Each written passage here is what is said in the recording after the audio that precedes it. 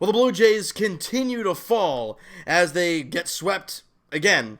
They've now lost 6 straight games, and they lose 5-1 today against the Colorado Rockies. But the difference between today's game and yesterday's game, the Jays actually struck first. They actually got the first run in the first inning. Justin Smoke on a failed fielder's choice. Eric Sogard came in to score, and the Jays got the 1-0 lead in the first inning. We're thinking, hey, this is great. Bottom one, Daniel Murphy, RBI single. Bottom second, Dahl, RBI double. And then Iannetta hits a solo shot in the third inning. They get 1 run in the second, or first, 1 in the second, 1 in the third, and that 1-0 lead is gone, and it's a 3-1 Rockies lead, and the Jays offense goes ever so quiet, and they get nothing the rest of the way. Chris Iannetta hits a home run to left field in his second at bat there in the 6th inning on a 2-2 count. It was an absolute bomb off the bat off of Aaron Sanchez down the left field line, making it a 4-1 game. And then in the bottom of the 7th off of Justin Schaefer, Nolan Arenado said, I'm going to go deep as well. Why not? Because he takes his 16th home run and crushes it deep to left field, 432 feet, and it's 5-1, and the Jays lose. So what was the story of the game today? Well, you struck first, but Aaron Sanchez struggled. Now, the thing that really gets me is that when in the 1-1 game in the second inning, I think this was a big turning point in the ball game for the Rockies, was that 2 out, nobody on, the pitcher is the batter for the Colorado Rockies, and Aaron Sanchez walks him. And when you, no matter if you walk the number 9 hitter or not, when you have 2 out and nobody on, that pitcher has to get out, end the inning, let your guys get back on the bats, and look to get a lead again. But instead, he walks the number 9 hitter, the pitcher, and then it just kind of falls downhill from there. And the single the next at bat, sends Teller moves up to second base. Then Dahl doubles to right field. He comes in to score. So that walk, the pitcher that walked, came around to score to make it to the 2-1 lead. Arguably, the winning run in the ball game was scored by the pitcher. You can't let that happen. You just can't.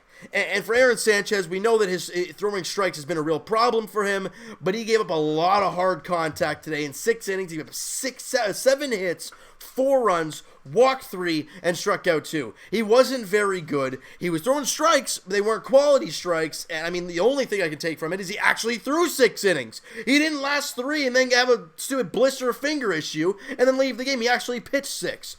But no matter what Aaron Sanchez did, no matter what Justin Schaefer did, the home run, I think it was Schaefer that gave up the home run, it was, no matter what happened there, the Jays score 1 run on 6 hits, and you get that 1 run, and I think it was was it 3 hits or two of the 6 hits were in that first inning. You got 4 hits the rest of the way. They were scattered. You really didn't get a whole lot going. I mean, when it comes to positives, well, Eric Sogard went 2 for 5 with a run scored. Vladimir Guerrero Jr. 1 for 4. He had that 1 hit in the first inning. So did Eric Sogard. One of his 2 hits were in the first inning. Justin Smoke went 1 for 2 with a couple walks and an RBI. Good night for Smokey, but the 1 hit he got was right after a double play by Randall Grichuk, so not a very good job there. He was 0 for 4. Biggio was 0 for 3 with a couple strikeouts, but he walked 1 time. And the Jays, we've talked about the inability to hit with runners in scoring position. This team was so good early in the year with hitting with runners on second and third, but lately, over the past, month and a bit, when this team's really started to tank hard, they've been really bad. And you go to that first inning, right? Or was it the first or second inning? I'm not quite sure as of right now when that was. I think it was the first inning. The Jays had so much going. After that run scored, the Jays get the bases loaded with 1 out. And we're like, man, they can pile on here, get a few more runs, have a 3-0 lead before Aaron Sanchez even takes the mound. You'd feel great. But instead, ground out to first base, comes home, or no, sorry, it was a ground out to Daniel Murphy, to Chris Iannetta at the plate, and that's the 1 out. Then Galvis flies out to end the inning. So you get that 1-0 lead, you get that first run, that's great.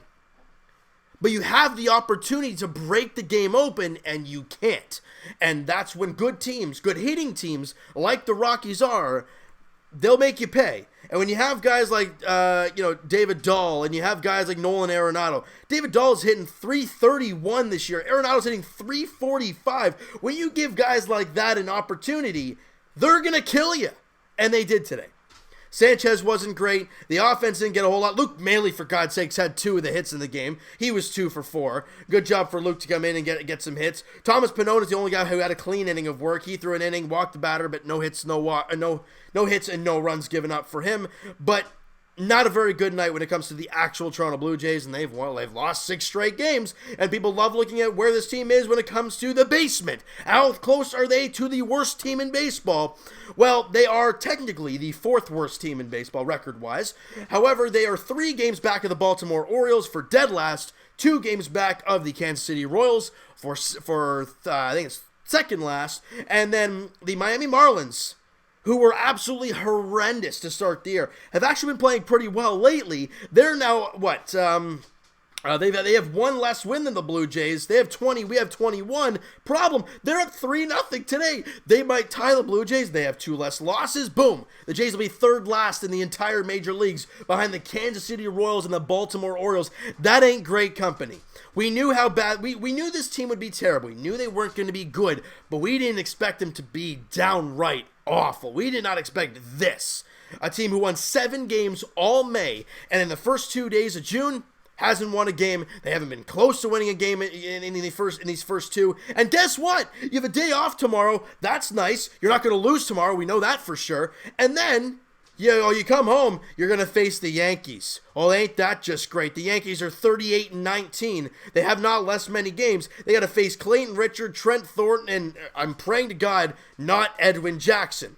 If that's the case and those 3 guys are out there, this might be a long 3-game set for the Jays, and it would not surprise me if after that 3-gamer, they've lost 9 straight. They're facing a very good Yankees team. The Jays are not playing well. The Yankees are playing very well. Look, the Rockies have won 8 straight games after today. They're a great team. The Jays, not so much. Things just have not been very good. Now, quickly, let's go through the minor leagues here. We're going to start with the AA New Hampshire Fisher Cats, where my main man, Forrest Wall, and he's really making that bid to get called up to AAA. He was 2 for 4 again today. 2 runs scored in the game. He also walked once. He's hitting .312 down there. Great job. And Santiago Espinal went 2 for 4, had a couple RBIs and a run scored. He's hitting .279. Riley Adams, who's been swinging that very well lately, he only went 1 for 4 in the game, still hitting .310 on the young year. Kevin Smith with a hit, 1 for 4. Chad Spanberg went 1 for 3. He's now hit over that Mendoza line of hitting over 200. He's at 201, and he's a big lefty, right? He was playing first base a lot last year. He's playing right field now, so he's trying to get accustomed to that. Again, a guy that could be an impact player for this team years to come. And Patrick Murphy, right-hander, been very good for the New Hampshire Fisher Cats this season, continues to be good. He went 7 innings, he got 5 hits, 1 run, did not walk a batter, and struck out 5. ERA dropped to 3.69. Again, it was really low before his last outing where he didn't do too well, and it jacked up to like 3.9 something, but with a great outing today, it drops 20-odd points. Great job for Patrick Murphy. Now let's go to the Dunedin Blue Jays down there in High A ball, where they, again, a guy that is kind of off people's boards now. A guy that was a high draft pick from the Blue Jays a few years ago and has kind of fallen off, not due to injury, and more or less when he's there, he's inconsistent. But Logan Warmoth, I mean, since he's come back from his injury, this season has been spectacular for the Dunedin Blue Jays. He was 2 for 3 again today with a run scored and a couple walks. He's hitting .275. Again, a guy who plays the middle infield. But for the Blue Jays, again, if he ends up making the transition up to the big leagues at some point in time, that might not be the case of playing middle infield, because this team is very, very tight when it comes to that. You have Biggio, you have Gurriel that could play there. We all know Vladdy. The Jays are going to have Bichette down there at some point. And they have guys over Warmoth like Santiago Espinal, Kevin Smith, guys like that who are, I guess, higher on the depth charts than Logan Warmoth. But he's producing right now, and it's good to see he's in .275 on the year.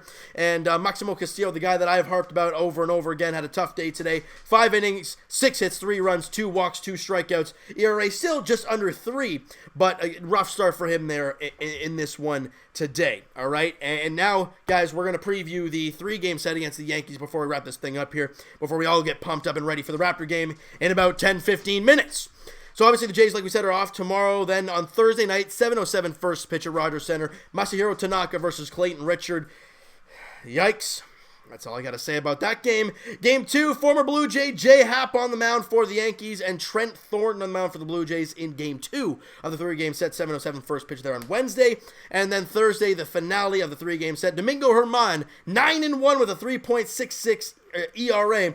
And as of right now, and I'm praying to God it's not the case, Edwin Jackson's on the mound for the Blue Jays, ERA of 13.22. And if you guys don't know what the heck what's good and what's not when it comes to earned run average, anything under 4, you're good, and then under 5, you're somewhat serviceable. Edwin Jackson's ERA is 13. Bottom line, he's been awful.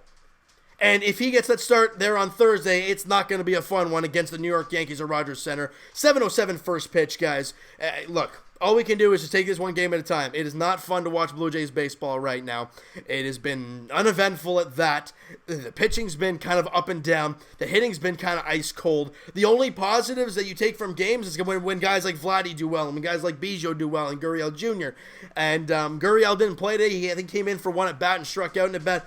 Bichette didn't have a hit, Biggio didn't have a hit and walked once, and Vladdy had 1 for 4 in the game. So that's it. Not really any great things, all right? So, guys, the next one for the Blue Jays, like I said, he's on Tuesday against the Yankees at 7:07 at Rogers Center. All right, so you know what, guys? That is going to do it for this one. You guys enjoyed this video, and you guys did not enjoy the game today, and you've not enjoyed Blue Jays baseball lately, and you kind of just want the season over by now. Smack that like button to appreciate that. Hit the subscribe button if you guys are not already. Comment down below your thoughts on the game, your thoughts on the video, your thoughts on this team, your thoughts on Aaron Sanchez today, Vladdy, Biggio, all these young guys that are playing for the team right now, your thoughts on all of them and all the youngsters that I mentioned there in the minor leagues as of right now. I want to hear your guys' thoughts on all of that stuff. And Evan and I will talk to you guys podcast edition sometime this week. We're not too sure as of yet right now when that podcast will be up for you guys. I'm not too sure as of right now when we'll be doing that. The links are in the description, though, for the podcast channel and for the podcast itself on iTunes.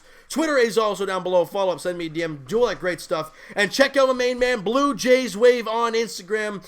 Mo Buckets on Twitter. Great guy, great content. He posts a lot of fantastic stuff. We really hope to have him on the podcast very soon. Again, by the end of this month, we hope to have him on here on a regular basis every week for the podcast. It's going to be a lot of fun talking to him about this miserable team. And we'll actually be able to have some fun talking about the Blue Jays because right now it's embarrassing and it's boring. Plain and simple. It ain't fun to watch this team right now. I want to hear your guys' thoughts on all that stuff. And I will talk to you guys Raptors edition a little bit later on tonight as they play Game 2 of the NBA Finals there at Scotiabank Arena. Golden State Warriors, Toronto Raptors, tip off in about, 10 minutes or so. It's exciting. Here we go, Raptor fans. We know it's crazy down there in Toronto. I can't wait to see what happens there tonight. And as for the Blue Jays, like we talked about, their next game is Tuesday night, 7:07 first pitch at Rogers Center. Masahiro Tanaka on the mound for the Yankees. Clayton Richard on the mound for the Blue Jays. Thank you guys so much for listening and watching. I hope you guys enjoyed this video. We'll talk to you guys then.